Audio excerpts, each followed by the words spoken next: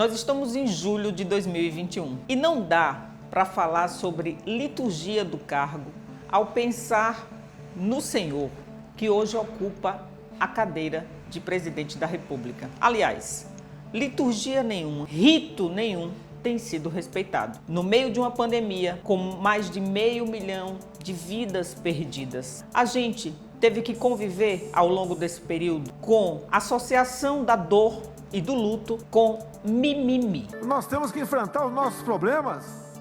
Chega de frescura, de mimimi. Vamos ficar chorando até quando? A gente teve que presenciar um presidente imitando alguém sem fôlego, acometido pelo vírus. Quando você tiver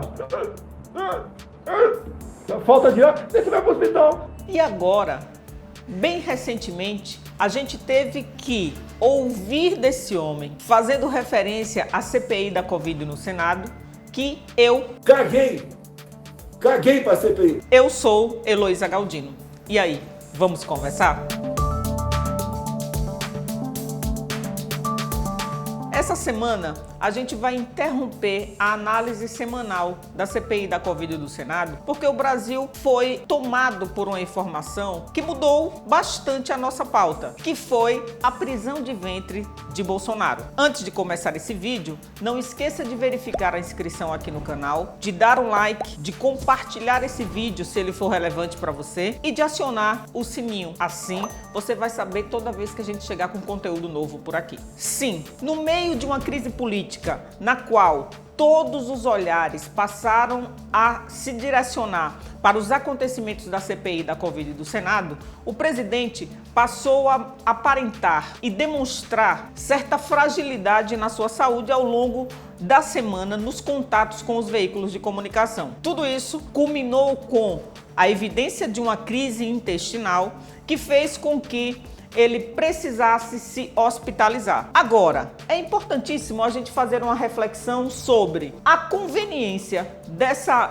interrupção na agenda pública e na agenda política no momento em que o governo está nas cordas e a última pesquisa Datafolha mostra como a popularidade do governo, do próprio presidente, tem caído sistematicamente. Talvez porque a população comece a perceber que a gente tem um governo com tudo, menos gestão e preocupação com a população. Pois bem, como se não bastasse todo esse cenário político pelo qual nós estamos passando, a maneira que o presidente escolheu para divulgar a sua fragilidade ou a fragilidade da sua saúde é, no mínimo, estranha. Afinal, ele posta uma foto em rede social e faz alusão a facada de 2018 do processo eleitoral, a grupos políticos que lhe fazem oposição. Parece o uso político de uma fragilidade física no momento em que a fragilidade está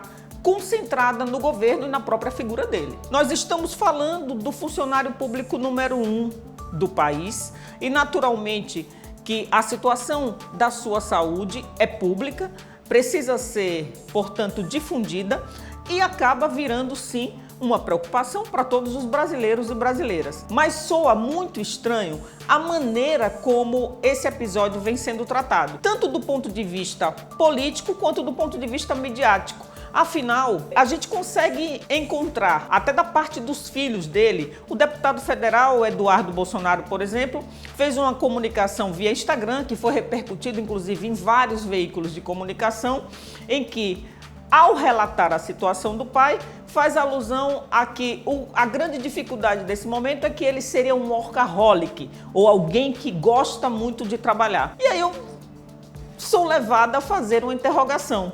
Gente, o que a gente pode falar de palpável, de fato, da gestão e da passagem de Bolsonaro pela presidência da República, afora as mazelas que têm aumentado significativamente em nosso país? Como é que a gente pode falar que ele trabalha muito se a gente só vê publicamente ações políticas de antecipação de um processo eleitoral, seja através de motociatas, seja na produção de aglomerações, ou seja nas paradas em cercadinho? Porque se o presidente tem tanto que trabalhar, por que ele para falar com fãs e admiradores todos os dias num cercadinho nas imediações do Palácio do Planalto? Eu acho extremamente estranho que alguém que tem um país para liderar, para governar, consiga ter tanto tempo para falar sobre situações, acontecimentos e episódios que não trazem nada de relevante para o nosso país.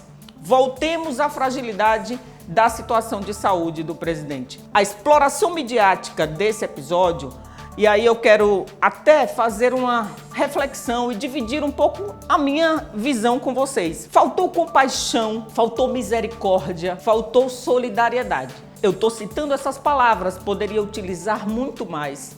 Do que faltou da parte do funcionário público número 1 com relação à pandemia. As famílias que perderam vidas, sim, não são números, são vidas, e que foram ridicularizadas, foram tratadas como mimimi, foram inclusive vilipendiadas por esse presidente, e que agora a gente tem, numa situação delicada de saúde, a exploração dessa condição. Longe de mim querer desejar nada de mal para ele. Mas é claro que eu não vou me igualar ao presidente Bolsonaro, que no momento de dor, de luto, de famílias e de pessoas acometidas pela Covid, ele simplesmente disse: todos nós vamos morrer um dia, aqui todo mundo vai morrer. O Sérgio vai morrer um dia. Né, Sérgio? Não adianta fugir disso, fugir da realidade. Tem que deixar de ser um país de maricas. O que eu desejo mesmo é que você seja forte, Bolsonaro. Reaja. E tal qual a frase que a gente viu muito marcante em 2018, estampada que era nas camisetas da então candidata a vice-presidente Manuela Dávila: lute. Lute como uma garota. Lute como uma mulher.